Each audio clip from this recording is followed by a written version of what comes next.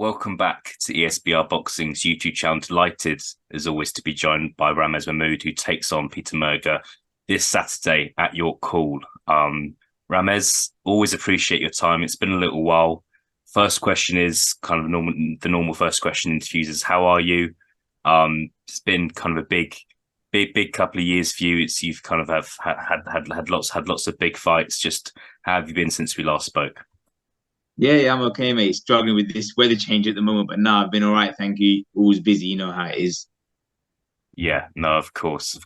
I think like you, it's been nice to have seen you kind of just active the last couple of years. You can't say that about all boxers, whether it be at different sort of levels, really. But how has your year been so far? Would you say you had the defeat to Jordan Perkis, which was a good fight, really entertaining fight at York Hall back in March. Bounced back with a win in June, and now before the end of the year, you're up against a good fighter from Piotr Mirga. How would you evaluate your 2023 so far? Yeah, obviously we didn't have the ideal start with Jordan. No excuses about that. Got straight back to it, come back with a win, and now we've got this opportunity with Piotr Mirga. So it's been an all right year. Can't complain. Yeah, brilliant. Give me your thoughts on Piotr Mirga. I think he's someone you must know. I would imagine you know fairly well. He fought Ryan Walker, someone who you know very well, twice. I'm not sure if you've ever fought on the same bill as him. You might have done back in the day, but thoughts on him as a fighter, how good he is, and yeah, how much you know about him. Yeah, he's a good awkward fighter. As you said, because of the history he's had with Ryan, I do know a little bit about him. I remember before their first fight, I was watching over Peter getting his hand wrapped. So yeah, I do know of Peter from that. Yeah, good boxer, good awkward boxer. He is improving. So yeah, he's good fighter. Yeah. Yeah, brilliant. You might not want to answer this, but have you been in touch with Ryan recently about what it's like to be in the ring with him? No, I've not really discussed that with Ryan. To be honest, Peter's style would do one thing with Ryan, maybe something else to me. So I'm always talking to Ryan Walker anyway because we're quite close, we're good friends. But we haven't actually discussed Peter himself because I'm sure the way Peter approached Ryan, he'd approach me differently. Yeah, no, definitely. I did want to ask, I think like when looking at both your resumes, I don't think you can deny that like you've been in with some higher quality fighters than Peter has. I mean, look, if you look at what like Chris Bourke and Jack Bateson have gone on to do, you've been in with the higher quality fighters. Do you see that as an advantage here that you've done that? You're also more experienced than Peter. You've had kind of double the amount of fights that he's had. Yeah, just talk to me about kind of what you've done in your career so far versus him. Yeah, I've definitely mixed at the high level.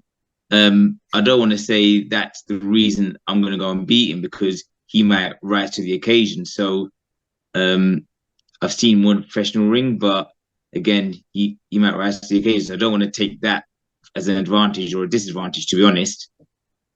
Yeah, no, for sure. And in terms of weights, Ramez, I think you've obviously operated at bantamweight for a lot of your career. Believe this fight will be at super bantamweight. Is that correct? Yeah, so I've actually boxed at feather, bantam, and super bantam. So I sort of floated between three weights there. Yeah. So where do you see yourself settling? Do you see yourself settling at one weight for the next few fights? Do you see yourself going up and down? What's the situation? Um, I think maybe bantam was a bit too far of a push for me. Um, so I think super bantam is probably my more optimal weight.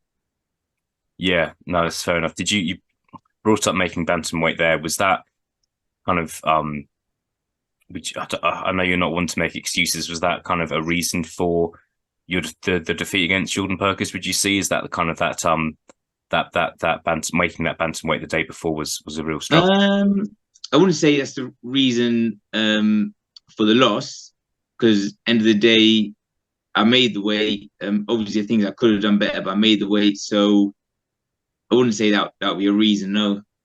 No, fair enough. Just final couple of questions, Ramez. what happens on December the 2nd? How do you beat Peter? I mean, you've been ringside when he's lost before. How do you do it? You have to find out in the night, but um, a win any by any means necessary. I'm not going to say what the plan is or how I intend to approach it, and there's ebbs and flows in the ring anyway, so um, there'll be changes throughout the fight, and I'll have to adapt. So um, just a win by any means necessary. Fantastic. The flying Superman punch. Yeah, we'll see. So there's shades of Francis and Garden. That'd be great. Hope to see that. Um, Final question. I think this is the final question for me, Ramez. You posted a picture of you and none other than Anthony Joshua a couple of days ago. Oh yeah, It yeah. was a bit of a surprise when scrolling on Twitter. Just interested to know, how did that come about? What sort of interaction did you have with him? How did that all happen? Yeah, just happened to bump into him one day, and yeah, the interactions were good. He's a nice guy. Um, you can tell he's very that he loves his boxing. You ask questions about that stuff that's going on the small hall shows. We'd reminisce about some of the amateur days because we were quite local as amateurs as well. So he's a nice guy, and it was good to rub shoulders with him. Yeah, And I think that he'll do well with Otto Wallin, and hopefully he can get the Wilder fountain after that. yeah, exciting. I think what's interesting to me and will be interesting to other people is that you're not coming into an interaction with him when he's not in camp, when he's got a fight that's ages away, when he's just had a fight. You've come into contact with him, what, 4 or 5 weeks before this big fight against Otto Wallin. This How is it, yeah. Yeah, how switched on did he seem to you? Yeah, very switched on, and it was nice to speak to him because the way he looks at boxing now, um, he was he broke down boxing quite well. It wasn't just, yeah, I'm gonna go in and do this, and this. Like you can tell he really does study boxing and understands boxing. So as I say, good to rub shoulders with people like that who's been at that level. I mean, he's a two-time heavyweight champion looking to become three-time. Yeah, absolutely. Ramez, we'll leave it there. Can tell kind of you look you look you look very focused. I can tell this is kind of quite a big fight for you in your career.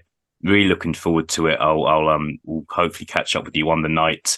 Also, I just wanted to say a big thank you to you. I think as a platform, as a channel, we've interviewed you for around 5 years now. So go back a few years, and you've Yeah. always been great with your time. So we always really appreciate it. Thank you. No, I enjoy the chats, man, and I'm happy to be on your platform. So thanks for having me. Great. Ramez, all the best for December the 2nd. We will speak to you again soon. Perfect, mate. Speak soon.